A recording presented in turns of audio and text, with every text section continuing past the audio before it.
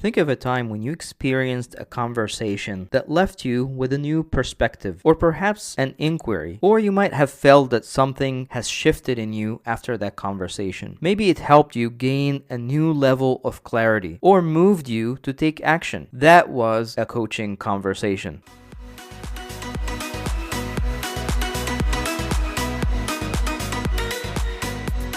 Hello and welcome to the Coaching Conversation. This is your host, Salah Elathi. I am delighted and honored to have with me today Shawn Meredith. He's a coach, a family therapist, and he's been also working with leadership and executives. His company is called Effective Leadership. So I'm actually curious about that, but we'll get to that. Shawn, welcome. Thank you very much. It's great to be here. I'm excited about teasing out our concepts today. Yeah, so the first question I have, when I read about your work, you named your company Effective Leadership with an A, yes, not Effective Leadership. So what's the story behind that? It was a marketing ploy joke that ruined me because no one can spell it right. But it also, that joke aside, it captures what I think is important in coaching for me. So affect. Another word for emotion is what I find most often is really the topic in coaching. Maybe not directly, but indirectly. And leadership. I think that leadership, maybe when you split leadership and management, that really is a lot the dividing line. Folks who have a certain level of EQ, a certain ability to recognize that, manage something that I call emotional process, tend to be successful leaders. So yeah, I kind of wanted to put it out there, captured early on that this is my slant on things. If you're not comfortable in that space, then I'm probably not the coach for you. And it was a fun name. So yeah.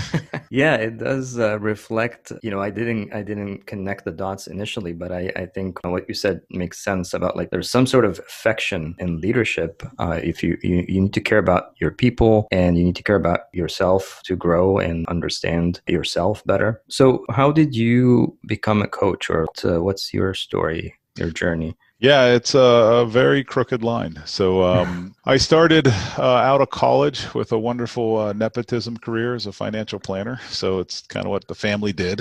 So I did it because I didn't know what I wanted to do. And so I did that for a while, paying the bills. And it was fun. It was great. It was, a nice job with a nice future. But I just was not feeling the meaning. I was kind of personally disenfranchised.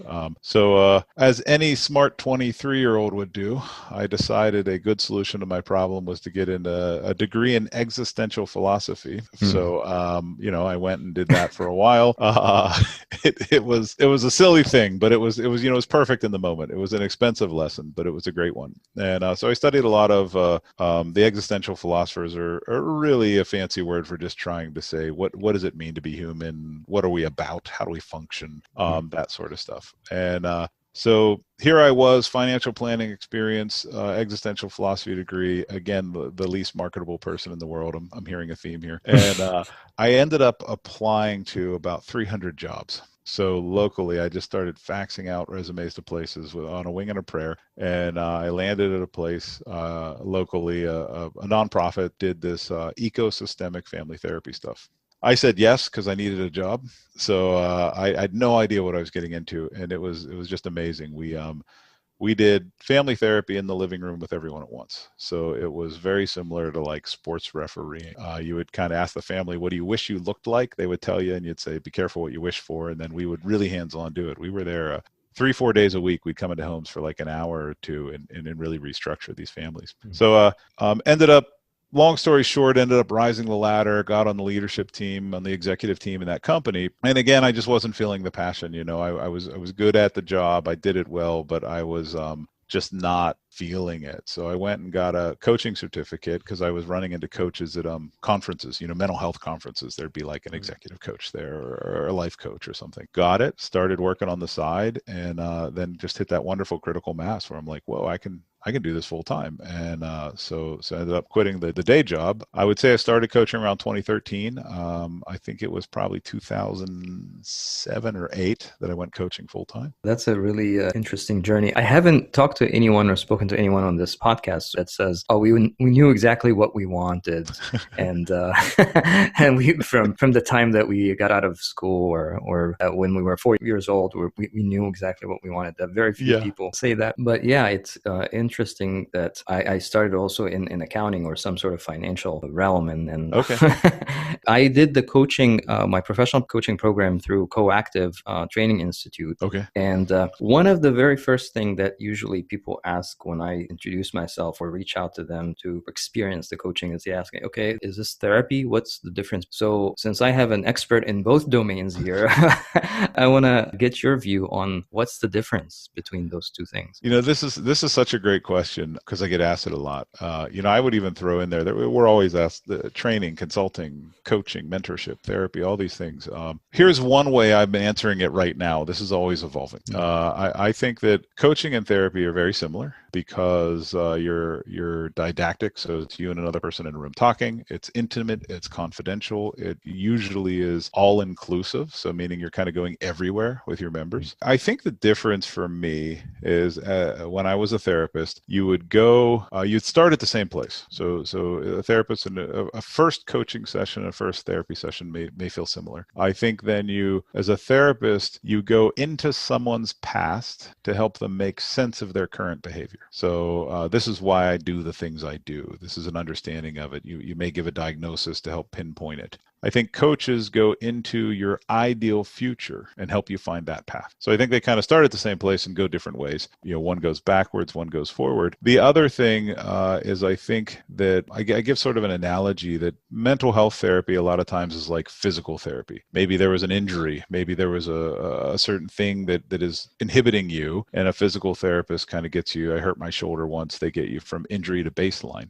Then once you're baseline, the insurance companies kick you out. So if you want to kind of keep on that path, if you want to do the second half, the good to great space, then you go to a personal trainer. So then you go to a personal trainer who helps you hit those goals. So I think coaches and therapists can kind of tag team that way, whereas the coaches are like the personal trainers, and then the therapists are sort of like the physical therapists.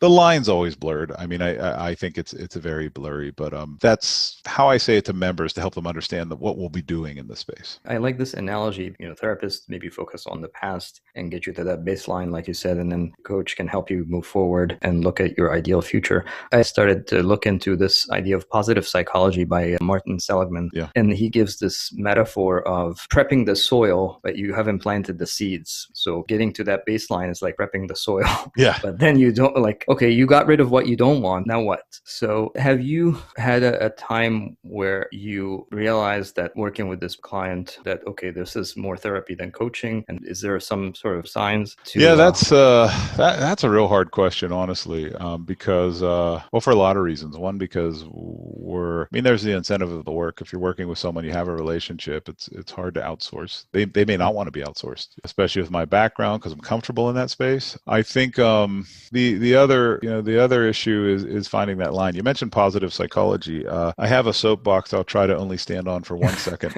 I've trained in positive psychology. There's also a wonderful thing, folks should check it out, called solutions-based therapy. So I'll train you in 2 seconds. So normally someone goes to a therapist, dear therapist, I'm depressed, and tell me about your depression, tell me about your past. The solutions-based folks, I think they're around like in the 80s, early 90s. You'd walk into the therapist, say, dear therapist, I'm depressed, and they would say, tell me about the last time you weren't. So they looked for what they called exceptions. So, I was working out and I was eating well and I had a job, and they'd say, okay, well, go get a job, go work out and eat well. See you next week.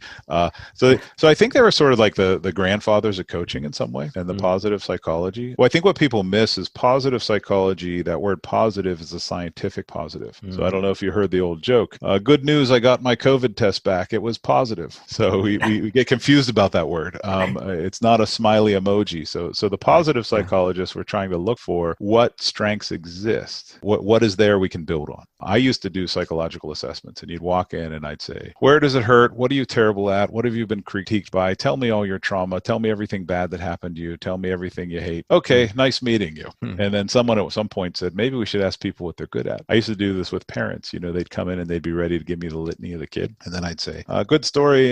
So what's your kid good at? And their jaws would just kind of drop. They'd be like, I guess he's good at this or that. So I promised I wouldn't be on the soapbox too long. So I'll jump off that one. But so I think that sometimes when I describe therapy to folks, I say, if your emotions are more in control than you are more frequently than you are, it's probably a good time for therapy. There are certain therapeutic or mental health issues that are situational that you can recover from. There's some that are chronic. So if I have schizophrenia or certain bipolar disorder, these sort of things, where I need an expert who can help me understand how to navigate this life with this brain I have. So long answer to your question, I think would be, especially I would outsource it if it's such a particular need that it needs an expert, someone who really knows that domain, that realm. I think if it's more like lighter counseling stuff, well, counseling and coaches kind of play in the same field. So I think that really takes us to the topic I wanted to explore with you is emotions, getting deeper into the experience, because there is some sort of fine line or some overlap between therapy and coaching. We can go a little deep, but not too deep, because we're trying to go enough to find out what's preventing the person from moving forward. They want something, but something stuck that for them that they're not able to go for that thing that they want. This idea of moving forward or focusing on this future, we focus more on the coaching side. What have you seen in terms of emotions that prevent someone from moving forward? I also realize I'm nodding a lot and people can't see that on our audio podcast. Such a great question, that interplay.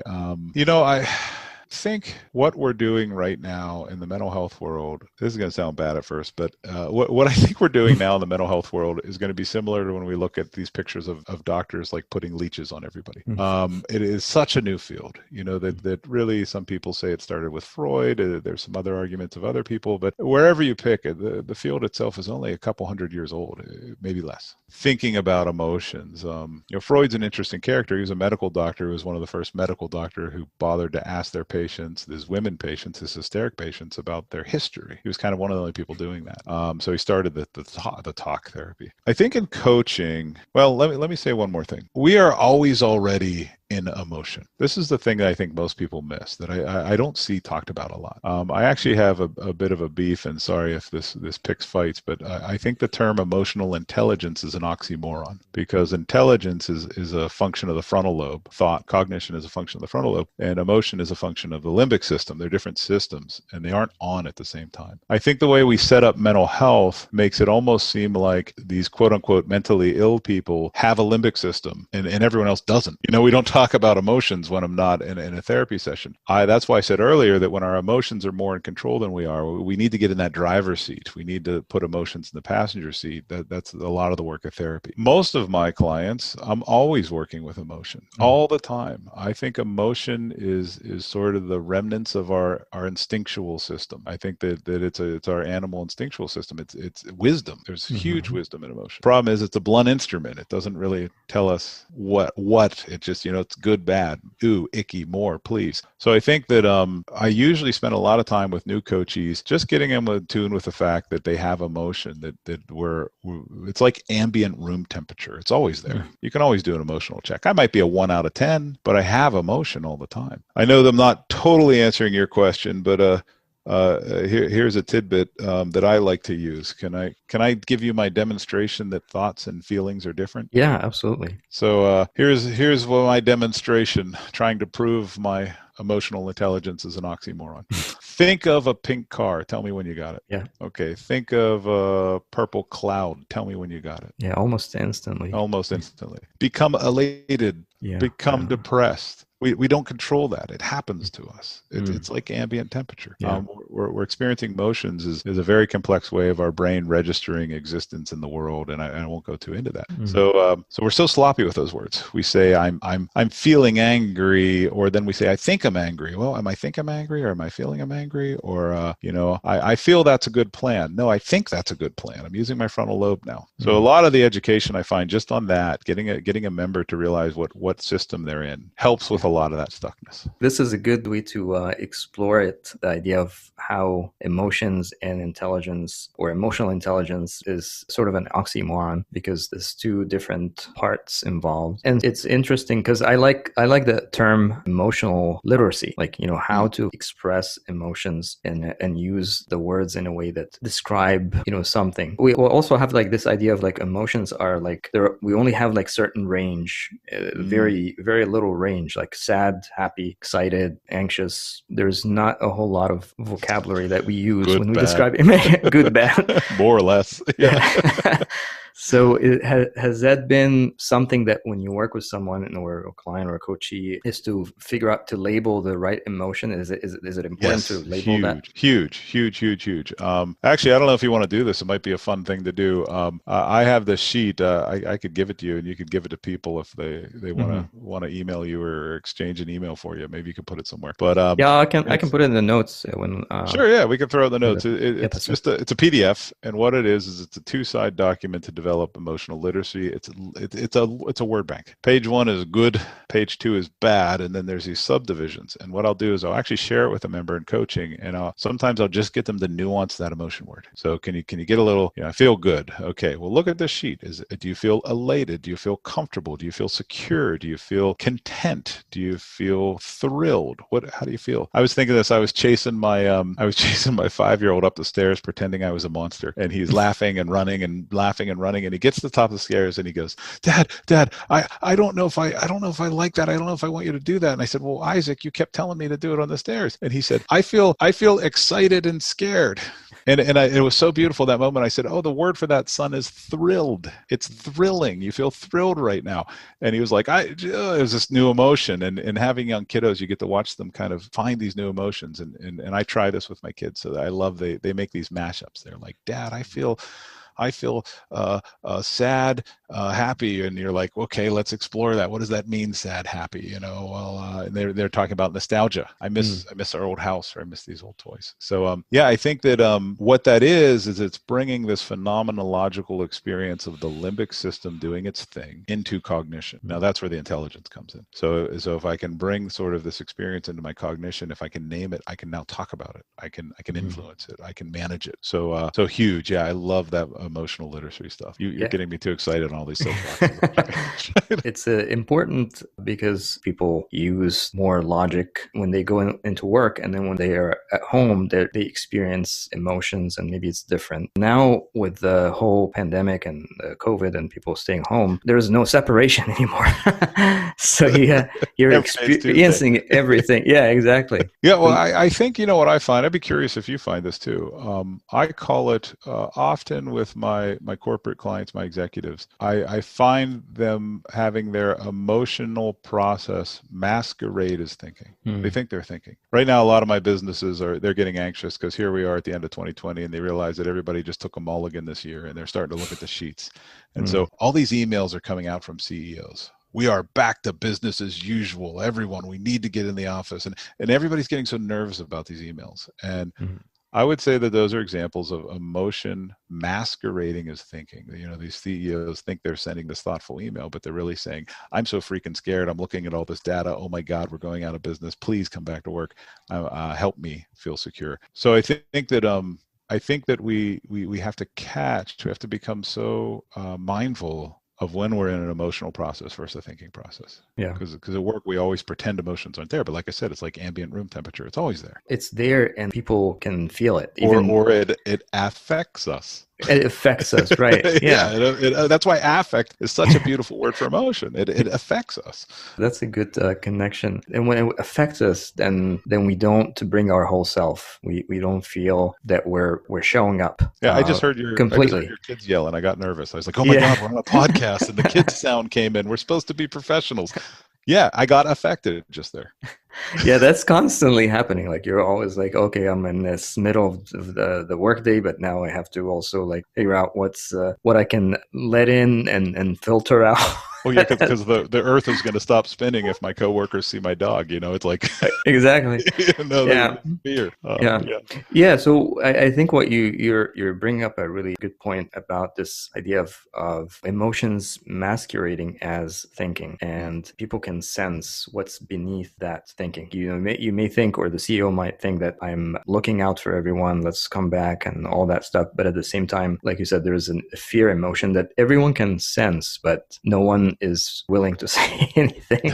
And now And now you bring everyone back, or they're back only not showing up fully, right? They're So compromised. yeah, they're compromised, and that affect the way that they show up, the way they produce, or how productive they are, how people interact with each other, because they're carrying this heavy weight of the unspoken emotions. And It's resonating in them. Emotions have resonance. We it's like the old tuning fork experiment. One's vibrating at a certain frequency, it'll cause the other. It's very hard. I don't know about you, but when I got into therapy and coaching stuff, sometimes it's hard for me to be in restaurants when people are fighting. mm-hmm. I want to go to the table and solve it. Be like, he's trying to say this, she's trying to say this. Can we tone this down? I'm trying to enjoy my meal. Because it's affecting me. And that's another thing that it's in the atmosphere. It's like, people know that when you walk into the room and then two people just had an argument or something, you can almost sense in the air that there was something going on. Something happened here. This is where you and I get dangerously close to saying the word energy, and then the audience. But yeah, there's a we have these sayings. I could cut the tension with a knife. Everyone knows that saying. If I say that, you know what I mean. I don't know about you, but I can tell from the first word on the preview that pops up on my iPhone on a text message from my mother if I should be nervous or not. I have a lifetime of that woman affecting me and me affecting her. That sometimes you can like tell a text message is going to be bad or good news somehow before you even look at a word of it. Maybe it's the time of day, maybe it's a situation. Why is this person texting me? I don't know. It's really complicated, but there's always an affective field. So effective leadership is about leaders managing the affective climate. We do this as coaches. When you're a coach, I mean, have you ever had that coaching session where you're really off and you got to compartmentalize that? You need to be emotionally present to the member. Yeah, it is hard. The word that throw into this discussion in the beginning is resilience. How to come back from this. If you're not expressing the emotion and you're holding on to it, and now you have to function, there's very little resilience there, because you can't bounce back if you're carrying it around, right? It's just not possible. Yeah, I'm curious how you mentioned that. That word's kind of new to me. How do you define resilience? What's your rough draft current evolving definition? Yeah. It's interesting, because I was going to ask you that question. I was going to say, what does resilience mean to you? Yeah, but it's funny. This morning I woke up with this image of a deflated ball. When I think of resilience, is how you bouncing back quickly from something that happened. And when the ball is deflated, it doesn't bounce back. You just try to bounce it and it doesn't come back, right? So it just sits on the ground and doesn't come back. So that's feeling resilience to me is just how quickly do you bounce back from upset or, circumstances. Yeah. I was thinking when you said that, if you take something like a tennis ball or a racquetball and you deform them, they can pop back into shape. The resilience is how quickly can we pop back into shape? How quickly can we put it together? I know that you and I are both fathers, and man, you got to turn it on for those kids all the time. Yeah. It doesn't matter what happened to you. They want to play Legos. Let's play Legos. And I thought of that as you were talking, that resilience of working in our families. And then we have to do that with employees, especially right now, man. These leaders in COVID, no one knows a ways up. They're trying to tend to their teams. They're trying to tend to the business. Everyone's worried about the economy. It's just talk about the resilience that people need right now. So I'm curious if you have found some practices or ways to help come back or bounce back into shape. I guess, it might depend on emotions, feelings, or how deep that upset has been. Perfect example, we've been at home or 6 months or close to 6 months. We don't know when things are going to open up fully. So there's this still constant grief of what's going to happen, there's uncertainty, unknown. How do you bounce back from this? I sometimes think in metaphors. It can be frustrating for some people, but COVID to me, I'm a backpacker. I should write in hieroglyphs, but I like backpacking. I'm a big backpacker, and sometimes you get a little lost in where you're at. So COVID to me is I ran out of water. I think I'm near the campsite, and then I find I was reading the map wrong, and I have another 10 miles to go, and I just want to lay down and cry, but I'm in the middle of the woods, so nobody cares if I'm laying down and crying. So at some point I got to pick my butt up and walk, or just become barefoot, I guess. But I think resilience is picking up and walking. It's not resignation. Resignation is Mm. I'll feed the bears and get good karma from that. But so tools, it's so cliche that I hate saying it, but mindfulness is so important. Mindfulness practice. Now, kind of my PSA is that as America and the U.S. Learns about mindfulness, we're still kind of amateurs at it. And what I most commonly see is people are accidentally using relaxation instead of mindfulness. I tell people that are unfamiliar with it, maybe a little scared of it because of the religious tones or sort of the mysticism of it, that I say, the reason they use incense or breathing in mindfulness is not because it's mystical, sort of like the Christian tradition. They use it because it's boring. You spend 20 minutes paying attention to something that is utterly boring, that's so boring that your brain is just like, what's next? Put on Netflix. The ability to pay attention at that point, you're working out the awareness muscle. I was reading that mindfulness is probably a bad translation. It should have been awarenessing. So I think that awarenessing is the foundation, where then you can do the work of saying, am I in the thinking space? Am I in the feeling space? Where am I at? Where do I want to be? That's what we do a lot in coaching sessions. We just heighten people's awareness. Yeah. Sometimes I'm just ecstatic. I'm like, man, I'm getting paid for this. Yeah. This is great.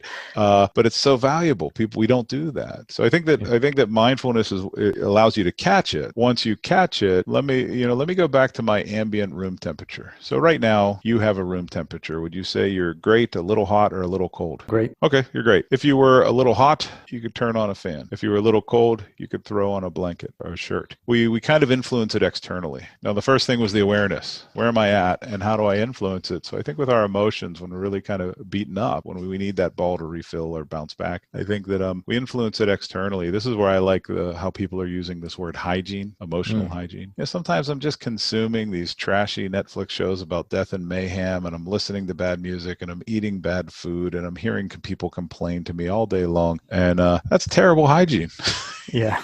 When I need to be resilient, I've just been consuming all this negative drama. I grew up in the 90s where everything was so angsty. And, if I pop on some good music, or if I listen to some inspirational stuff, it's a little cheesy, but it's like putting that blanket on. Yeah. It's good hygiene. So I think I skipped a little fast there, but I think the awareness allows you to know where you're at and planfully intervene. I think sometimes we treat resilience like this magical thing. You have it or you don't. It's an actioning set. I think it's raising that level of awareness or consciousness is something that coaching can provide or help. And usually people, when they're stuck or they think that they don't have a choice, they don't have that level of awareness to step back and look at all the things that are leading to that stuckness. But yeah, some of it is like hygiene, like consuming a lot of negativity or watching the news too much, maybe. I don't know. Yeah. Welcome political season. Yeah. But that's a good point to step back and get oriented and be present with what's going on. So hard to do. So what makes it hard? Is it because we're constantly busy filling up our time and not taking space? I think it's a flaw in our design. I think that we're survival machines. Personally, I believe we took the route of evolution. I think that we've evolved to survive. I think we've evolved to adapt. A working title of a book or a group coaching I might do is called "Your Brain is Not Your Friend and It Can't Be Trusted." I think that idea that awareness allows us to know that sort of the observer is other than. We're not our emotions. We're not our thoughts. The brain has an agenda. It's got a strong agenda. Some people live their life never questioning that thing, and they're unhappy and they're reactive, and they come to therapy and say, "Why is my life so ruined? Why am I so destined for failure?" And and when you propose to them that they have choice, it's just they just can't see it. They really struggle because they're so one with it. There's no distance between their emotions and their thinking in them. I think that awareness or mindfulness allows us to drive a little bit of that wedge and be intentional. Sometimes my tagline sometimes with coaching used to be, I don't use it as much now, I don't know why I should, but it used to be learning to live your life intentionally. It's interesting you say that because all of us have these, like I have definitely a lot of thoughts and inner critics or inner voices or saboteurs. We don't really like all these automatic thoughts that happen internally. We may not pay attention, but it's actually affecting us. Yes. Oh yeah. It's always affecting you. So you said meditation, you said mindfulness can help us stay present and watch these thoughts that affect how we show up and how we behave. What else have you seen that could bring that level of awareness or consciousness? We talked a little bit about like emotional literacy and labeling that can help mindfulness, shutting off a lot of negativity or the hygiene. Yeah, hygiene. hygiene of it, practice, finding a way you can practice it. Some people find it in exercise. Some people find it in other things. Trying to spend a percentage of your day in the driver's seat, just getting used to being in the driver's seat, getting out of the comfort zone. I've been reading a lot of brain stuff lately, and they talk about how we're just so egocentric and we pretend we work that way. Most of our day is on autopilot. Most of our day, we're just kind of playing out scripts. And one thing I find really useful, especially with COVID right now, we just got these little. Everybody jokes about Groundhog Day. We got this little Groundhog Day. We're just on this little hamster wheel, and we play out this same thing. That's bad for the brain. It's atrophy. Doing something new. I don't know where I picked this up. Some kind of self-help book said someone like us with family and kids, you should do 3 trips a year. You should do 1 with the family, 1 with you and your significant other, and 1 alone. And those trips should be different. They should be challenging. I think one of the reasons I like backpacking is it reminds me of, this sounds so cheesy, but it reminds me of existence. I'm out there and I'm on the woods eating out of my back, and I'm remembering,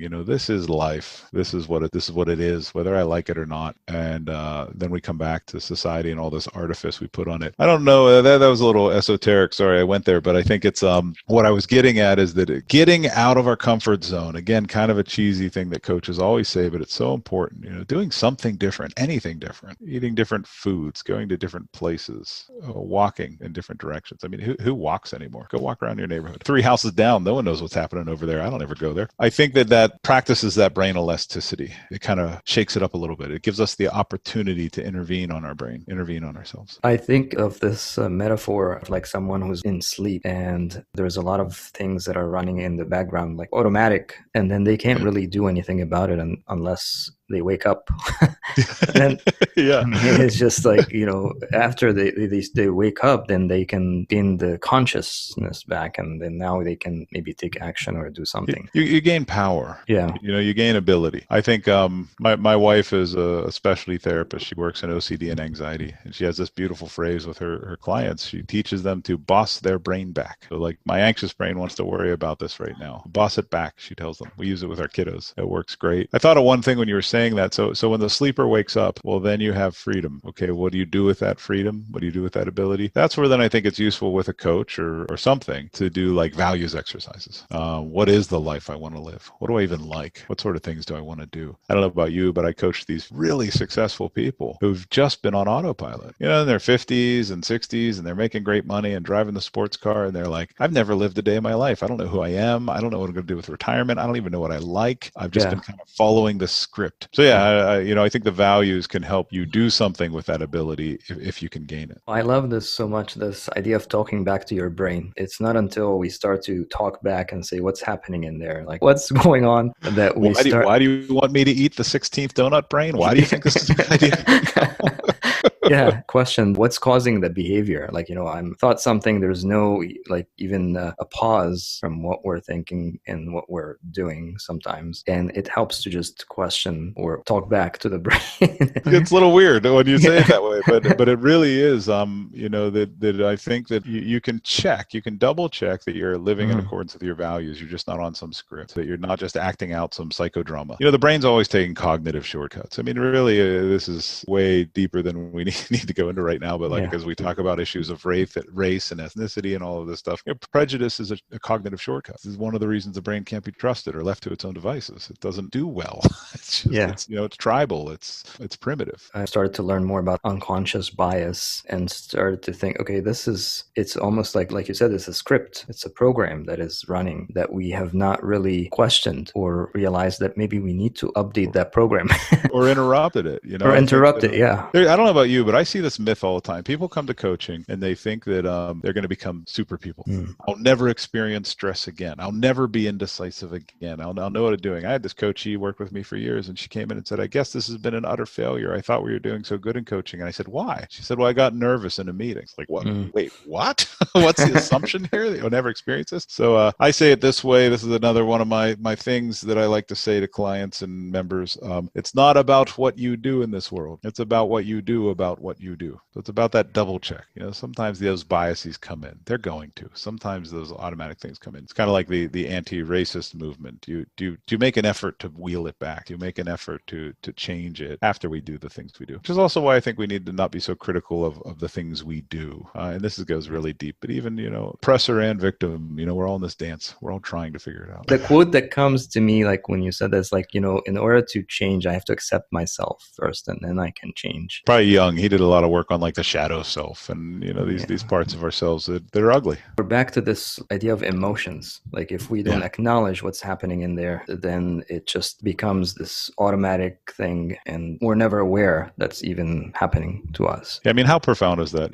Emotions are always already happening. They're always happening. You either look at them or you don't, but they're always happening. So yeah, that's a lot of topics that we covered. Yeah, good luck to all of you. And I think one thing that you mentioned that we can wrap up with this, the idea of like thinking about our thinking, or almost like the meta skills or meta emotions, not just feeling what we're feeling, but why we're feeling what we're feeling. I talk to my members about you need to move from analysis to observation. So I would say we need to observe our thinking. We need to observe our feeling. And we need to observe. It's the observer that is sort of the ultimate judge and jury of ourselves. I think there's another part of the brain there that's just starting to open up, that we're realizing that I can observe my thinking and I can observe my feeling. We bias that I'm my thinking and I'm not. So yeah, I think something in there about just being aware of these things playing out in us. This is really what Freud was trying to get at with the superego and the ego and the id.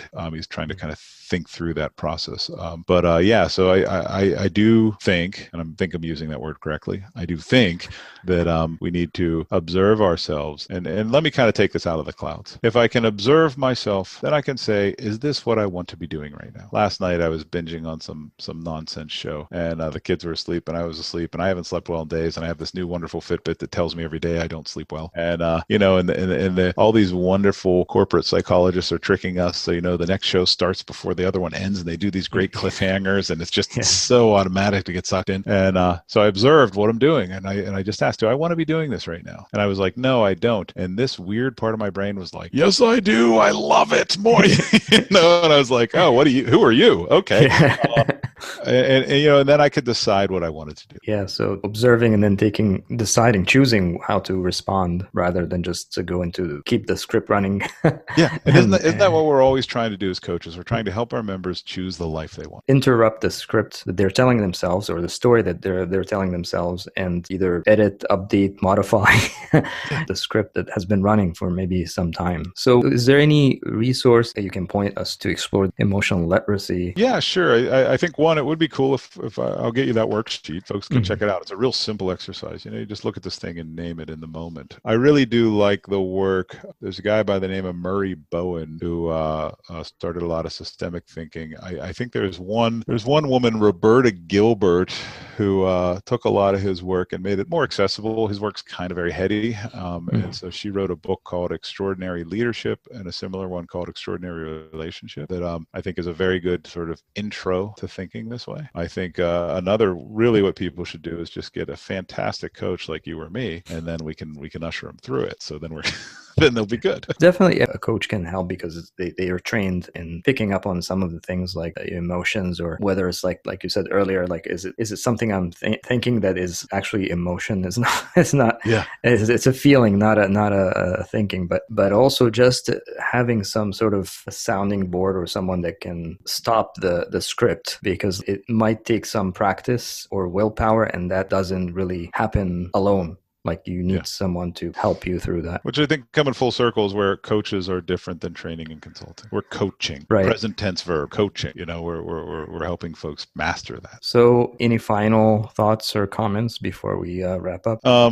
None that would take less than an hour. So this is such a great conversation. Really amazing conversation. I appreciate the space to have this conversation and explore it. So yeah, I just think, I'd love to see how this lands with people. I'd love to hear kind of some of the comments on the show and whatnot, and just grateful for the opportunity. I appreciate you taking the time to do this. Definitely a lot of insights and metaphor that I'm taking.